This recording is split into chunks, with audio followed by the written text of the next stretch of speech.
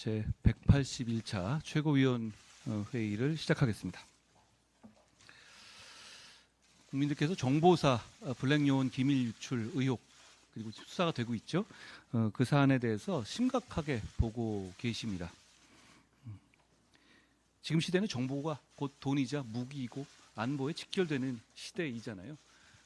그런데 이런 일이 발생하고 있기 때문에 대단히 국민들께도 우려하고 계십니다. 간첩법 개정해야 합니다. 이걸 단순한 기밀보호법으로 처벌하기에는 대단한 중죄이고 사회적 메시지가 이 정도는 기밀보호의 문제이고 간첩이 되지 않는다는 메시지로 가서는 우리 안보를 지킬 수가 없습니다. 더불어민주당이 간첩법 개정에 대해서 찬성했냐 반대했냐, 자기들은 반대는 아니었다 이런 얘기를 계속 하시는데요. 결국 더불어민주당이 신중한 태도를 보여서 지난 국회에서 이 간첩법이 통과되지 못한 것이 사실입니다. 지금 이 간첩법 개정에 적국을 외국으로 바꾸는 간첩법 개정에 찬성하신다면 아주 신속하게 이 문제를 먼저 개정할 수 있었으면 좋겠습니다. 그게 저희도 그 생각이기 때문에 민주당이 찬성하기만 하면 이 법은 반드시 통과될 겁니다. 지금 하는 법안 올리는 행태들을 보면 이거 며칠이면 되지 않겠어요? 여기에 대해서 토론은 충분히 돼 있고요. 문재인 정부는 대화로 나라를 지킨다라는 말씀을 했습니다. 대화가 필요하지만 대화로 나라를 지킬 수는 없습니다. 지난 정부는 국군 기무사령부를 안보지원사로 바꾸면서 요원의 30%를 감축한 바 있습니다.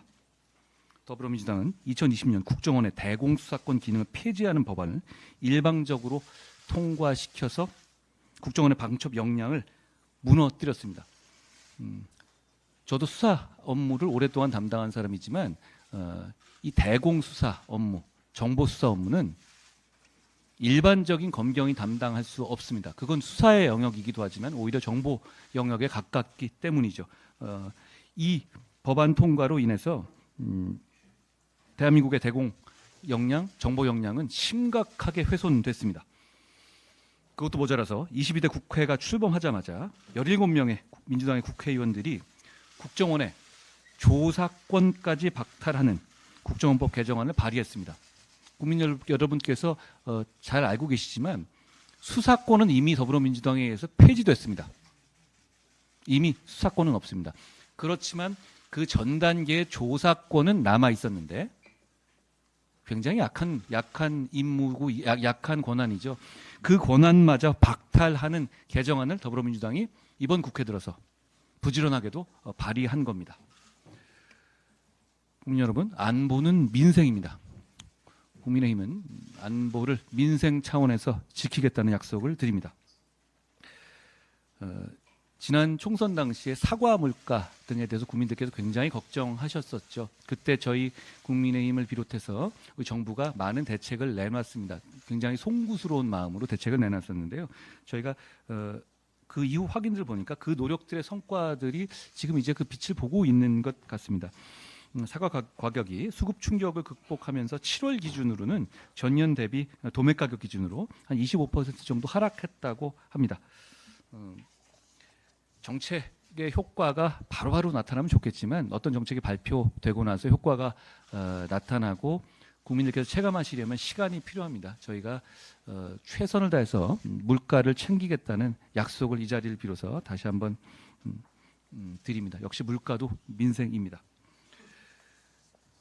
최근에 안타까운 일이 있었습니다. 저도 SNS에 쓰기도 했는데요. 일본도로 정신 이상이 의심되는 사람이 선량한 시민, 선량한 하나의 가장을 40대 가장을 살해하는 일이 발생했습니다. 근데 문제는 일본도라는 게 그렇잖아요. 요만한 칼이 아니라 이렇게 날이 긴 거죠. 이 일본도로 인한 그 사건이 이번이 처음이 아닙니다. 최근에도 여러 번 있었고 그런데 이 국민들께서 경악하시고 저희 입장에서도 반성하고 법을 바꿔야 하는 이유는 이 일본도를 그런 사람들이 소지하는 것 자체가 불법이 아니었다는 점입니다. 그 점을 저희가 신속하게 고치겠다는 약속을 드립니다. 왜냐하면 지금의 그 일본도 같은 것은 정신병력을 사전에 검증받을 필요 없이 허가를 받을 수 있죠. 집에 소지할 수 있게 되어 있습니다. 그리고 한번 소지하게 되면 중간에 그걸 이 사람의 정신 병력이라든가 이런 걸 검증할 만한 어떤 제도도 없고요.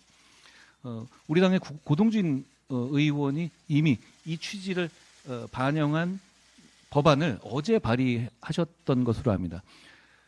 국민의힘은 이런 민생 문제가 발생하고 여기에 대해서 국민의 걱정이 생기면 이제 바로바로 반응하고 미루지 않고 바로바로 움직이는 정당이 되겠습니다. 여러분, 국민의 안전은 민생입니다.